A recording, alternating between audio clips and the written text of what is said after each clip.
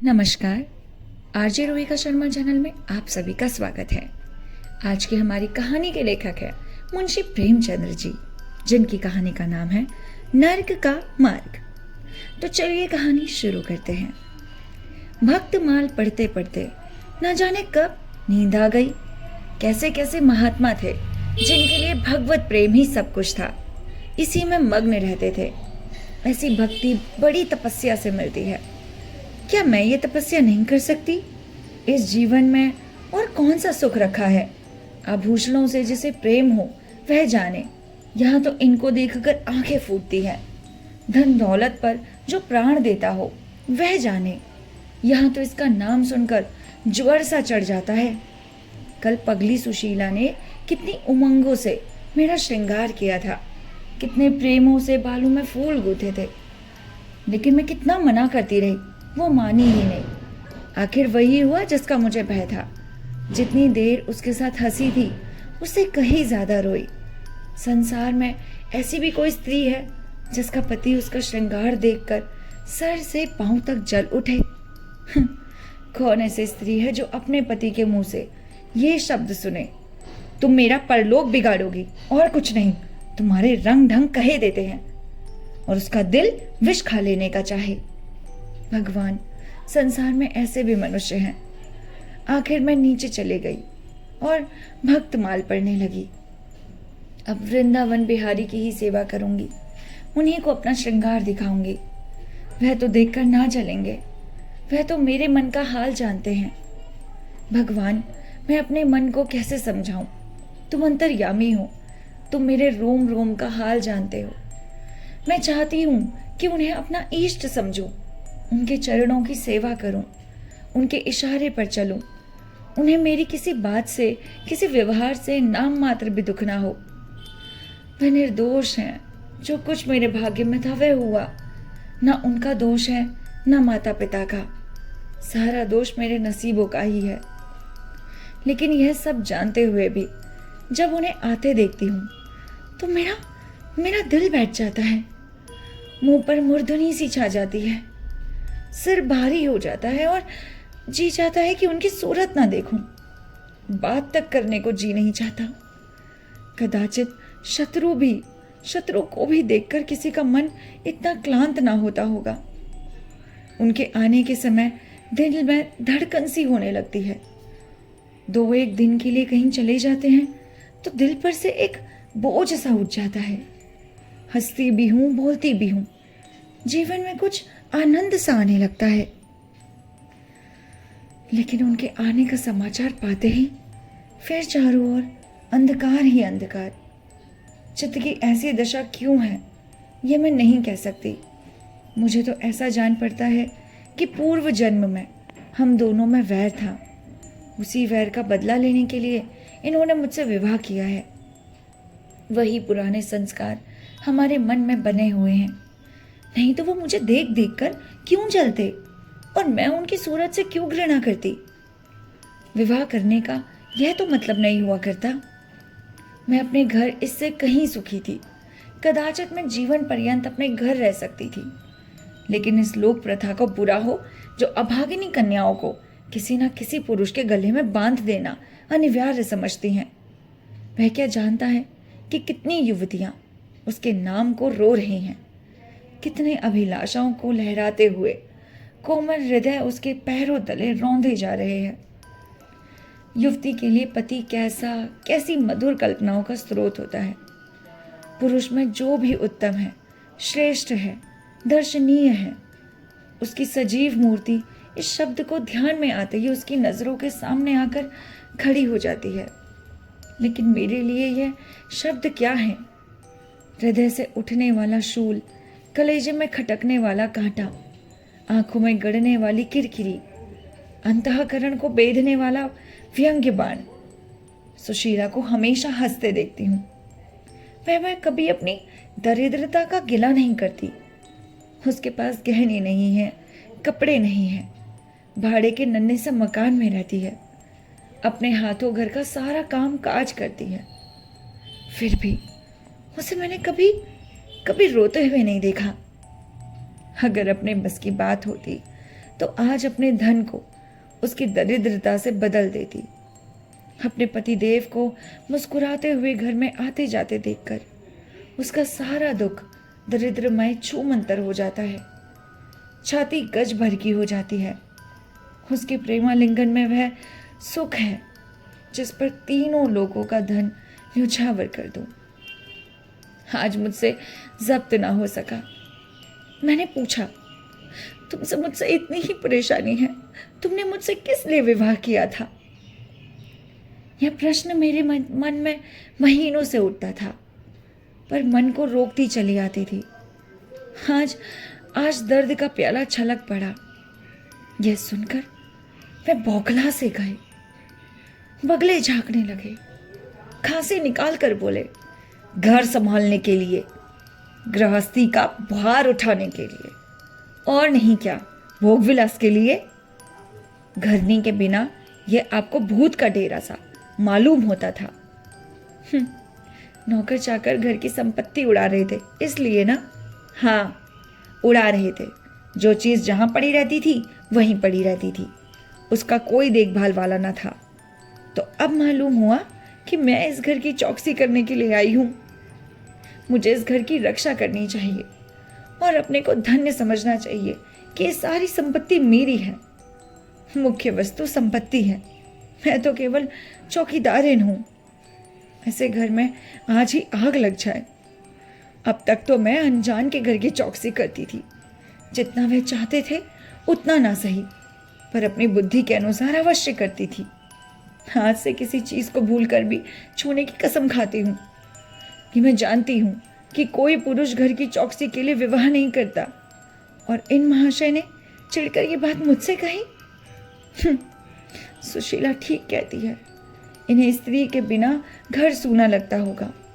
उसी तरह जैसे पिंजरे में चिड़िया को ना देखकर पिंजरा सूना लगता है। यह है हम स्त्रियों का भाग्य। मालूम नहीं इन्हें मुझ पर इतना संदेह क्यों होता है।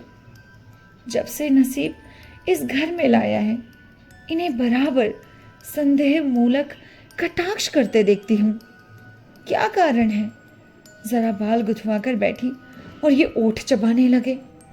कहीं जाती नहीं, कहीं आती नहीं, किसी से बोलती नहीं, फिर भी इतना संदेह। यह अपमान असहाय है।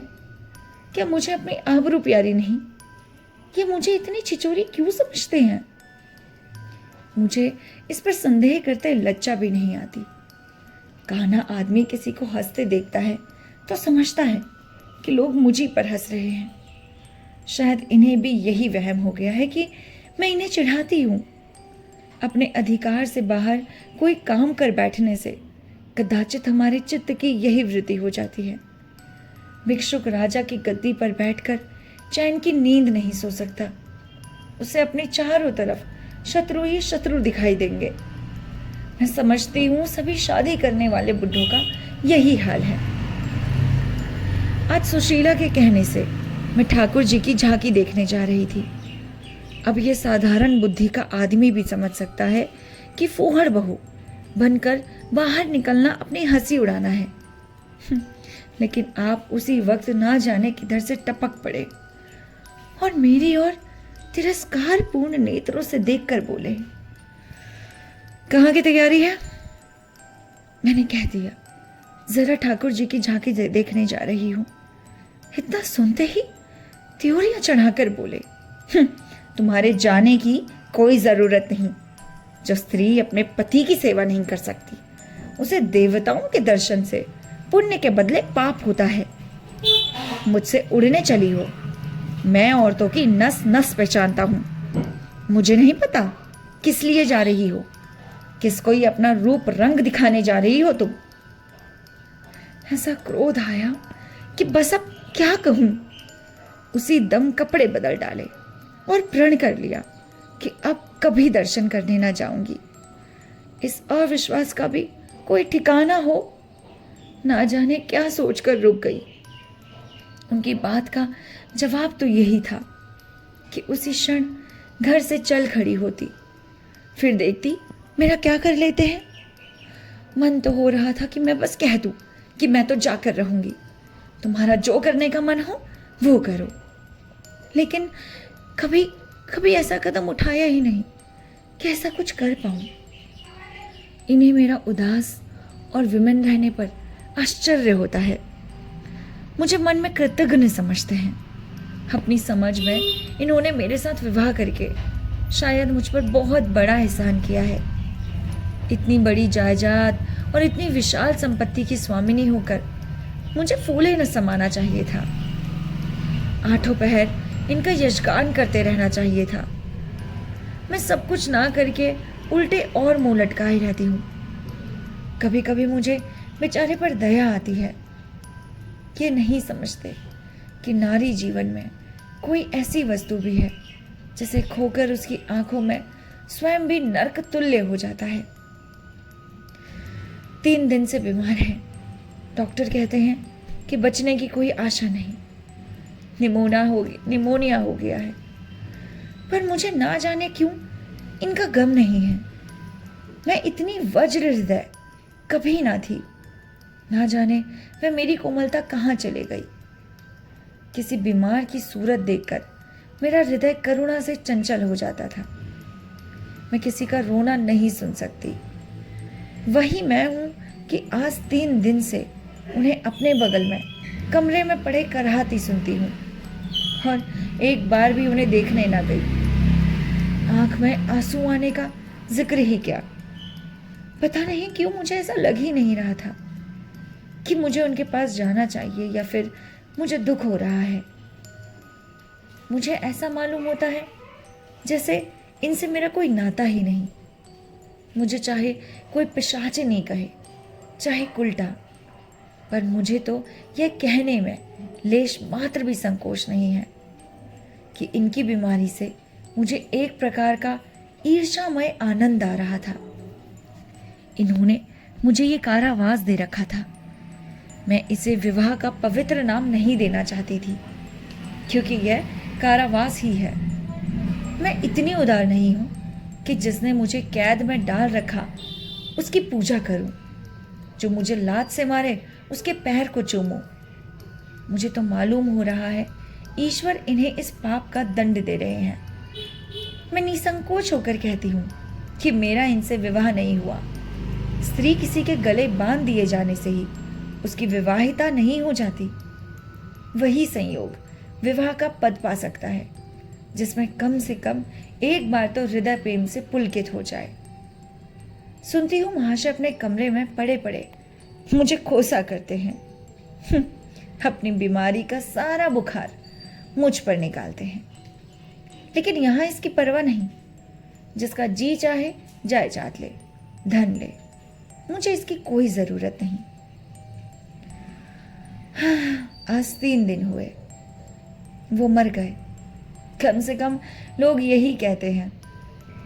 जिसका जो जी चाहे वो कहे, पर मैं तो अपने को जो कुछ समझती हूँ वही समझती हूँ। मैंने चूड़ियाँ नहीं तोड़ी। क्यों तोड़ूं? मांग में सिंदूर पहले भी ना डालती थी, अब भी नहीं डालती। बूढ़े बाबा का क्रियाकर्म उनके सुपुत्र ने किया, मैं पास ना फटकी। घर में मुझ पर मनमानी आलोचनाएं होती हैं। कोई मेरे गुथे हुए बालों को देखकर नाक सिकोड़ता है, कोई मेरे आभूषणों पर आंख मटकाता है। यहाँ इसकी चिंता नहीं। इन्हें चिढ़ाने को मैं भी रंग बिरंगी साड़ियाँ पहनती हूँ और बनती संवरती हूँ। मुझे जरा भी दुख नहीं है। मैं तो कैद से छूट गई। इधर कई दिन बाद सुशीला के घर गई। छोटा सा मकान है, कोई सजावट न सामान, चारपाइयाँ तक नहीं, पर सुशीला कितने आनंद से रहती है। उसका उल्लास देखकर मेरे मन में भी भांति भांति की कल्पनाएं उठने लगती हैं। उन्हें कुत्सित कहूँ क्यों कहूँ, जब मेरा मन उन्हें कुत्सित नहीं समझता। उनके जीवन में कितना उत्साह है। आंखें मुस्कुराती रहती हैं, होठों पर मधुर हास्य खेलता रहता है। बातों में प्रेम का स्रोत बहता हुआ जान पड़ता है। इस आनंद से चाहे वह कितना ही क्षणिक हो, जीवन सफल हो जाता है। फिर उसे कोई भूल नहीं सकता, उसकी स्मृति अंत तक के लिए काफी हो जाती है। इसमें जिराफ की चोट हृदय के तारों को अंतकाल तक मधुर स्वर में कंपित रख सकती है। एक दिन मैंने सुशीला से कहा, अगर तेरे पतिदेव कहीं परदेश चले जाए तो तू तो रोते रोते मर जाएगी। सुशीला गंभीर स्वर से बोली, नहीं बहन, मरूंगी नहीं। उनकी याद सदैव प्रफुल्लित करती रहेगी, चाहे उन्हें परदेश में बरसों लग जाए। मैं यही प्रेम चाहती हूँ। इसी चोट के लिए मेरा मन तड़पता है। मैं भी ऐसी ही स्मृति चाहती हूँ, जिसके दिल के तार सदैव बजते रहे, जिसका नशा नित्य छाया रहे। इस कहानी के पार्ट 2 को मैं जल्दी रिलीज करूंगी, या कह सकते हैं कल ही कर दूंगी। लेकिन उससे पहले मेरी आप सभी से निवेदन है कि कृपया करके हमारे चैनल को लाइक, शेयर और सब्सक्राइब करना ना भूले। आप लोग कहानियां तो सुनते हैं, कभी कभी तो वो भी नहीं सुनते। क्यों भाई? हम इतनी मेहनत कर रहे हैं, इतने दिनों तक आपके लिए कहानियों को ढूंढते हैं, उसके बाद कैसे आपको कहानी सुनानी है इसके बारे में सोचते हैं, लेकिन आप फिर भी हमारी मेहनत को बिल्कुल रंग नहीं देते। दे दीजिए, ज़रा सा तो हमारे बारे में भी सोचिए, क्योंकि आपका एक लाइक, शेयर, सब्सक्राइब हमें बहुत खुश कर देता है।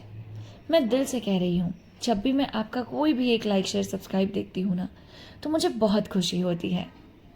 मिलते हैं आपसे इस कहानी के नेक्स्ट पार्ट के साथ। तब तक के लिए हमारे चैनल को जल्दी से सब्सक्राइब कर लीजिए और हमें कमेंट करके बताइए कि आपको इस कहानी का कौन सा पार्ट सबसे ज़्यादा रोमांचक लगा।